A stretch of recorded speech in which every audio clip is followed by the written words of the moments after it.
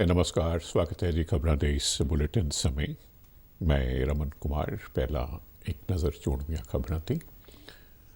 प्रधानमंत्री नरेंद्र मोदी 3 अक्तूबर को अटल टनल रोहतांग का उद्घाटन करेंगे। मनाली और लाहौल स्पीति घाटी को जोड़ने वाली 9 किलोमीटर तो भी वध लंबी अटल सुरंग विश्व की सब तो लंबी मुख्य मार्ग सुरंग है। पराली साड़े जान कारण पैदा होने वाली प्रदूषण के मुद्दे पर चर्चा लई दिल्ली तो इलावा 4 सूबों के वातावरण मंत्रियों विचाले वर्चुअल मीटिंग।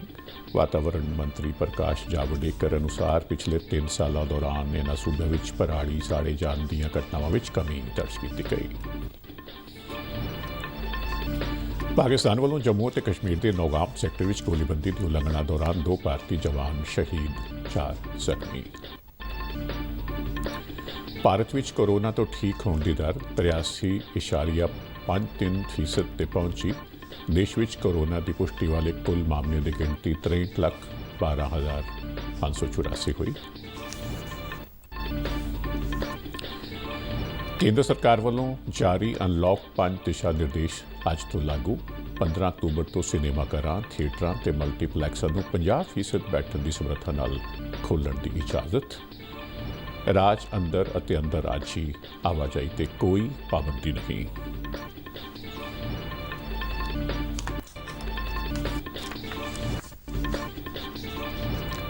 मुख्यमंत्री कैप्टन अमरिंदर सिंह वालों रात का कर्फ्यू अते ऐतवार का लॉकडाउन खत्म करने समेत होर कई छूटां का ऐलान। श्रोमणी अकाली दल वालों नवे खेती कानूनों के विरोध में अज पंजाब में 3 धार्मिक तत्तां तो रोस मार्च रखे गए। ते हुण खबरां विस्तार नाल। प्रधानमंत्री नरेंद्र मोदी 3 अक्तूबर को रोहतांग की अटल टनल का उद्घाटन करेंगे। अटल टनल विश्व की सब तो लंबी मुख्य मार्ग सुरंग है। 9.2 किलोमीटर लंबी यह सुरंग सारा साल मनाली को लाहौल स्पीति घाटी नाल जोड़ेगी। पहलों घाटी भारी बर्फबारी कारण साल के 6 महीने बाकी हिस्से तो कट्टी रहिंदी सी। अटल सुरंग हिमालय दीयां पीर पंजाल पहाड़ियों में अत आधुनिक मापदंडां अनुसार बनाई गई है अते यह समुद्र तल तो 3000 मीटर की ऊंचाई पर स्थित है। अटल टनल बनन नाल मनाली ते लेह की सड़क दूरी 46 किलोमीटर घट जाएगी तो हुण यह फासला 4 तो 5 घंटे में पूरा हो सकेगा। केंद्रीय वातावरण मंत्री प्रकाश जावड़ेकर ने कहा कि हर साल पराली साड़े जान कारण पंजाब, हरियाणा, उत्तर प्रदेश और राजस्थान में पैदा होने वाले प्रदूषण को कंट्रोल करने लई इस बार पूसा खेती संस्था वालों तैयार की गई नवी तकनीक की वरतों नाल खेतों में पराली को खपाउण का अमल शुरू किया जाएगा।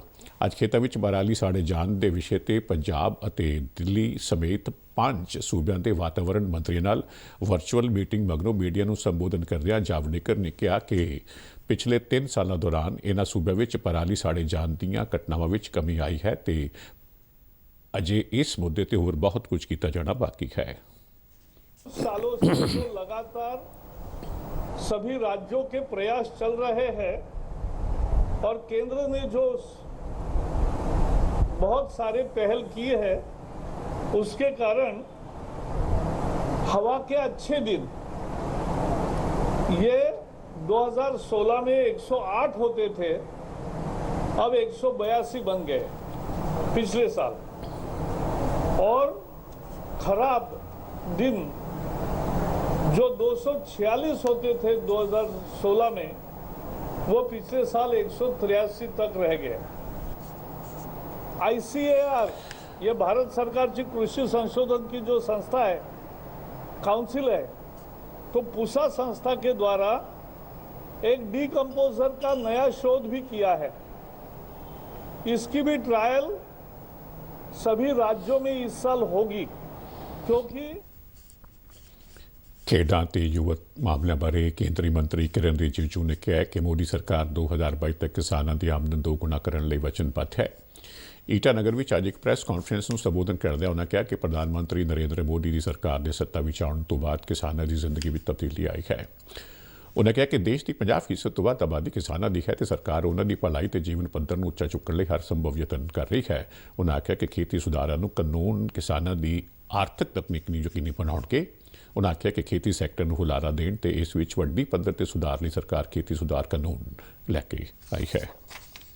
आजादी के बाद ये पहली बार हुआ है कि एग्रीकल्चर को रिफॉर्म करने के लिए, एग्रीकल्चर सेक्टर को फुल रिफॉर्म करने के लिए इतना बड़ा कदम पहली बार उठाया है। प्राइम मिनिस्टर ने 3 साल पहले घोषणा किया कि 2022 तक हर किसान का आमदनी, उसका इनकम को 2 गुना करेगा, डबल करेंगे। इसलिए बहुत बड़ा एग्रीकल्चर रिफॉर्म्स बिल्स लेकर आया। पहले ऑर्डिनेंस था, बिल्स लेकर के पार्लियामेंट में इसको एक्ट बनाया। बिहार में पहले पड़ाव ਦੀਆਂ विधान सभा चोणां ਲਈ ਅੱਜ नोटिफिकेशन जारी कर दिता गया। इस ਦੇ ਨਾਲ ਹੀ ਅੱਜ ਤੋਂ ਉਮੀਦਵਾਰਾਂ ਵੱਲੋਂ ਨਾਮਜ਼ਦਗੀ ਕਾਗਜ਼ ਦਾਖਲ ਕਰਨ ਦਾ ਅਮਲ ਸ਼ੁਰੂ ਹੋ ਗਿਆ ਹੈ।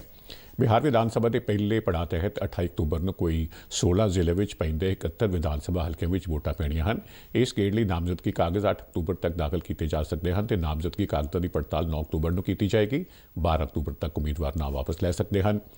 कोविड-19 महामारी के चलदे चोन कमीशन ने पहली बार उम्मीदवारों को ऑनलाइन नामजदगी पत्र दाखिल करने का बदल दिता है। इस वास्ते नामजदगी कागज़ मुख्य चोण अधिकारी ਜਾਂ ਉਹਨਾਂ ਦੇ ਜ਼ਿਲ੍ਹਾ ਚੋਣ अधिकारियों के पोर्टलों राਹੀਂ दाखिल किए जा सकते हैं। इस तो इलावा उम्मीदवार अपनी जमानत राशि भी ऑनलाइन जमा करवा सकते हैं।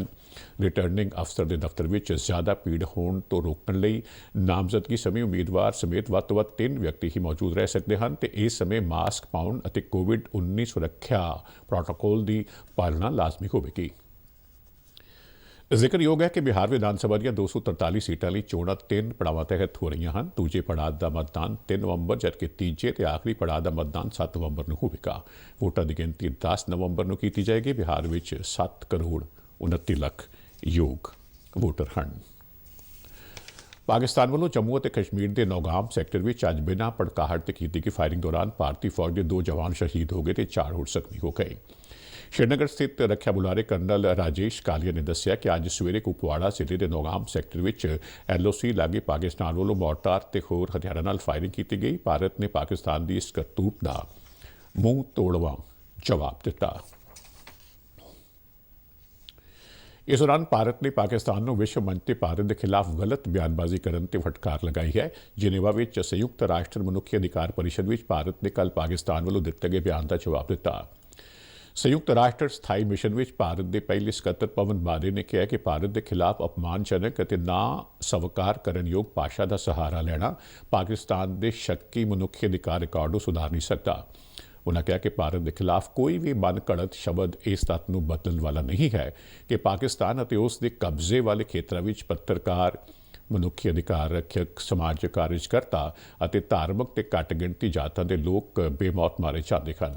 मनुखी अधिकार ते लोक राजी कदरां कीमतां बारे पाकिस्तान के इतिहास खराब रिकॉर्ड ते छूट करदे भारत ने कहा कि जब दुनिया अगे वध रही है पाकिस्तान अजे भी आधुनिक कानूनां, लोकतंत्र ते मनुखी अधिकारां दे असल अर्थां नूं समझण विच नाकाम है।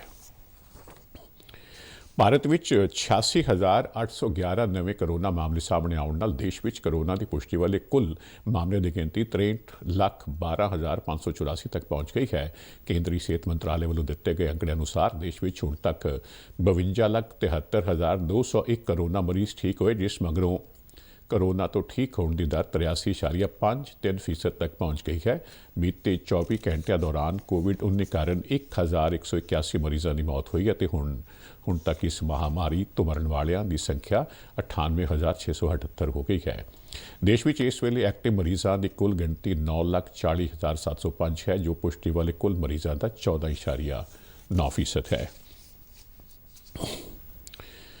केंद्र सरकार वालों अज तो शुरू अनलॉक 5 तहत कुछ होर छूटों का ऐलान किया गया है। गृह मंत्रालय ने अनलॉक 5 लिए देश में कैंटोनमेंट जोनां तो बाहर के इलाकों में होर कारोबारी गतिविधियां खोलने लिए नवे दिशा निर्देश जारी किए हैं। ये दिशा निर्देश आज लागू हो गए हैं। दिशा निर्देशानुसार कंटेनमेंट जोनां तो बाहर के इलाकों में 15 अक्तूबर तो सिनेमाघरां, थिएटरां ਅਤੇ ਮਲਟੀਪਲੈਕਸਾਂ ਨੂੰ 50% ਬੈਠਣ ਦੀ ਸਮਰੱਥਾ ਨਾਲ ਖੋਲ੍ਹਣ ਦੀ ਇਜਾਜ਼ਤ ਦਿੱਤੀ ਗਈ ਹੈ ਤੇ ਇਸ ਮੰਤਵ ਲਈ ਸਟੈਂਡਰਡ ਆਪਰੇਟਿੰਗ ਪ੍ਰਕਿਰਿਆ ਜਾਰੀ ਕੀਤੀ ਜਾਏਗੀ। ਇਸੇ ਤਰ੍ਹਾਂ ਖਿਡਾਰੀਆਂ ਦੀ ਸਿਖਲਾਈ, ਤੈਰਾਕੀ ਤਾਲਾਬਾਂ ਤੇ ਸਕੂਲਾਂ ਤੇ ਕੋਚਿੰਗ ਸੰਸਥਾਵਾਂ ਨੂੰ ਮੁੜ ਤੋਂ ਕੁਝ ਸ਼ਰਤਾਂ ਨਾਲ ਖੋਲ੍ਹਣ ਦੀ ਇਜਾਜ਼ਤ ਦਿੱਤੀ ਗਈ ਹੈ। ਮੰਤਰਾਲੇ ਨੇ ਕਿਹਾ ਕਿ ਵਿਦਿਆਰਥੀ ਆਪਣੇ ਮਾਪਿਆਂ ਦੀ ਲਿਖਤੀ ਰਜ਼ਾਮੰਦੀ ਨਾਲ ਸਕੂਲ ਅਤੇ ਹੋਰ ਵਿੱਦਿਅਕ ਅਦਾਰੇ ਵਿੱਚ ਆ ਸਕਣਗੇ। ਆਨਲਾਈਨ ਅਤੇ ਦੂਰ ਸਿਖਲਾਈ ਵਿੱਦਿਆ ਅਧਿਆਪਨ ਦੀ ਤਰਜੀਹੀ ਵਿਧੀ ਵਜੋਂ ਜਾਰੀ ਰਹੇਗੀ ਤੇ ਇਸ ਵਿਧੀ ਨੂੰ ਉਤਸ਼ਾਹਿਤ ਕੀਤਾ ਜਾਏਗਾ। ਗ੍ਰਹਿ ਮੰਤਰਾਲੇ ਨੇ ਕਿਹਾ ਕਿ ਸਿਰਫ ਕੈਂਟੋਨਮੈਂਟ ਜ਼ੋਨਾਂ ਤੋਂ ਬਾਹਰ ਸਮਾਜਿਕ, ਵਿੱਦਿਅਕ, ਖੇਡਾਂ, ਮਨੋਰੰਜਨ, ਸੱਭਿਆਚਾਰ, ਧਾਰਮਿਕ, ਸਿਆਸੀ ਤੇ ਹੋਰਨਾਂ ਇਕੱਠਾਂ ਨੂੰ ਪਹਿਲਾਂ ਤੋਂ ਹੀ 100 ਵਿਅਕਤੀਆਂ ਦੀ ਸੀਮਤ ਸੰਖਿਆ ਤੱਕ ਆਯੋਜਿਤ ਕਰਨ ਦੀ ਇਜਾਜ਼ਤ ਦਿੱਤੀ ਗਈ ਸੀ ਤੇ ਹੁਣ ਮੰਤਰਾਲੇ ਨੇ ਰਾਜਾਂ ਤੇ ਕੇਂਦਰ ਸ਼ਾਸਿਤ ਪ੍ਰਦੇਸ਼ਾਂ ਨੂੰ 100 ਵਿਅਕਤੀਆਂ ਦੀ ਸੀਮਾ ਤੋਂ ਵਧੇਰੇ ਵੀ ਅਜਿਹੇ ਇਕੱਠ ਕਰਨ ਦੀ ਢਿੱਲ ਦੇਣ ਦੀ ਇਜਾਜ਼ਤ ਦਿੱਤੀ ਹੈ। ਬੰਦ ਥਾਵਾਂ ਤੇ ਹਾਲ ਦੀ ਸਮਰੱਥਾ ਦਾ ਵੱਧ ਤੋਂ ਵੱਧ 50% ਹਿੱਸਾ ਹੀ ਇਸਤੇਮਾਲ ਕਰਨ ਦੀ ਇਜਾਜ਼ਤ ਹੋਵੇਗੀ ਅਤੇ ਇਸ ਲਈ 200 ਵਿਅਕਤੀਆਂ ਦੀ ਸੀਮਾ ਤੈਅ ਕੀਤੀ ਗਈ ਹੈ। ਮੰਤਰਾਲੇ ਨੇ ਕਿਹਾ ਕਿ ਕੈਂਟੋਨਮੈਂਟ ਜ਼ੋਨਾਂ ਵਿੱਚ 31 ਅਕਤੂਬਰ ਤੱਕ ਲਾਕਡਾਊਨ ਸਖਤੀ ਨਾਲ ਲਾਗੂ ਰਹੇਗਾ ਤੇ ਜ਼ਰੂਰੀ ਵਸਤਾਂ ਦੀ ਹੀ ਇਜਾਜ਼ਤ ਹੋਵੇਗੀ। ਮੰਤਰਾਲੇ ਨੇ ਕਿਹਾ ਕਿ ਵਿਅਕਤੀਆਂ ਤੇ ਵਸਤਾਂ ਦੀ ਰਾਜ ਅੰਦਰ ਅਤੇ ਅੰਤਰਰਾਜੀ ਆਵਾਜਾਈ ਤੇ ਕੋਈ ਪਾਬੰਦੀ ਨਹੀਂ ਹੋਵੇਗੀ। ਇਹਨਾਂ ਦੇ ਕੋਈ ਅਲੱਗ ਇਜਾਜ਼ਤ, ਪ੍ਰਵਾਨਗੀ ਜਾਂ ਪਰਮਿਟ ਦੀ ਲੋੜ ਨਹੀਂ ਹੋਵੇਗੀ। ਸਿਹਤ ਸੰਬੰਧੀ ਮੰਤਵਾਂ ਤੇ ਬਹੁਤ ਜ਼ਿਆਦਾ ਜ਼ਰੂਰੀ ਕੰਮਾਂ ਨੂੰ ਛੱਡ ਕੇ ਕਮਜ਼ੋਰ ਵਿਅਕਤੀਆਂ ਨੂੰ ਘਰਾਂ ਵਿੱਚ ਰਹਿਣ ਦੀ ਸਲਾਹ ਦਿੱਤੀ ਗਈ ਹੈ। ਇਹਨਾਂ ਵਿੱਚ 65 ਸਾਲ ਦੀ ਉਮਰ ਤੋਂ ਵੱਧ ਦੇ ਵਿਅਕਤੀ, ਸਹਿ ਬਿਮਾਰੀਆਂ ਵਾਲੇ ਵਿਅਕਤੀ, ਗਰਭਵਤੀ ਔਰਤਾਂ ਤੇ 10 ਸਾਲ ਤੋਂ ਘੱਟ ਦੀ ਉਮਰ ਵਾਲੇ ਬੱਚੇ ਸ਼ਾਮਲ ਹਨ। ਅਨਲੌਕ 5 ਤਹਿਤ ਕੇਂਦਰੀ ਗ੍ਰਹਿ ਮੰਤਰਾਲੇ ਦੇ ਨਵੇਂ ਦਿਸ਼ਾ ਨਿਰਦੇਸ਼ਾਂ ਤੋਂ ਬਾਅਦ ਅੱਜ ਪੰਜਾਬ ਦੇ ਮੁੱਖ ਮੰਤਰੀ ਕੈਪਟਨ ਅਮਰਿੰਦਰ ਸਿੰਘ ਨੇ ਸੂਬੇ ਵਿੱਚ ਰਾਤ ਦਾ ਕਰਫਿਊ ਅਤੇ ਐਤਵਾਰ ਦੇ ਲਾਕਡਾਊਨ ਨੂੰ ਖਤਮ ਕਰਨ ਦੇ ਨਾਲ ਕਈ ਛੋਟਾਂ ਦਾ ਵੀ ਐਲਾਨ ਕੀਤਾ ਹੈ। ਸੂਬਾ ਸਰਕਾਰ ਵੱਲੋਂ ਵਿਆਹ ਸਮਾਗਮਾਂ ਤੇ ਅੰਤਮ ਸੰਸਕਾਰ ਵਿੱਚ ਲੋਕਾਂ ਦੇ ਸ਼ਾਮਲ ਹੋਣ ਦੀ ਸੀਮਾ 100 ਤੱਕ ਵਧਾ ਦਿੱਤੀ ਗਈ ਹੈ।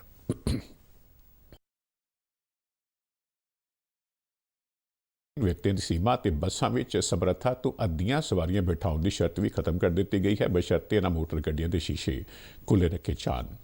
ਮੁੱਖ ਮੰਤਰੀ ਵੱਲੋਂ ਅੱਜ ਵਰਚੁਅਲ ਮਾਧਿਅਮ ਰਾਹੀਂ ਕੀਤੀ ਗਈ ਕੋਵਿਡ ਸਮੀਖਿਆ ਮੀਟਿੰਗ ਦੌਰਾਨ ਐਲਾਨ ਕਰਦਿਆਂ ਉਹਨਾਂ ਸੂਬੇ ਦੇ ਡੀਜੀਪੀ ਨੂੰ ਲੋਕਾਂ ਵੱਲੋਂ ਮਾਸਕ ਪਾਉਣ ਤੇ ਸੁਰੱਖਿਆ ਦੇ ਹੋਰ ਨਿਯਮਾਂ ਨੂੰ ਸਖਤੀ ਨਾਲ ਲਾਗੂ ਕਰਨ ਦੇ ਨਿਰਦੇਸ਼ ਵੀ ਦਿੱਤੇ। ਉਹਨਾਂ ਕਿਹਾ ਕਿ ਸੂਬੇ ਵਿੱਚ ਚੱਲਦੇ ਝੋਨੇ ਦੀ ਖਰੀਦ ਦੇ ਕੰਮਾਂ ਤੇ ਆਉਣ ਵਾਲੇ ਤਿਉਹਾਰਾਂ ਦੇ ਸੀਜ਼ਨ ਦੇ ਮੱਦੇਨਜ਼ਰ ਪੁਲਿਸ ਵੱਲੋਂ ਕਿਸੇ ਵੀ ਤਰ੍ਹਾਂ ਦੀ ਢਿੱਲ-ਮੱਠ ਦੀ ਇਜਾਜ਼ਤ ਨਹੀਂ ਦਿੱਤੀ ਜਾਏਗੀ ਤੇ ਕੋਵਿਡ ਪ੍ਰੋਟੋਕੋਲ ਨੂੰ ਇਨ-ਬਿਨ ਲਾਗੂ ਕੀਤਾ ਜਾਏਗਾ।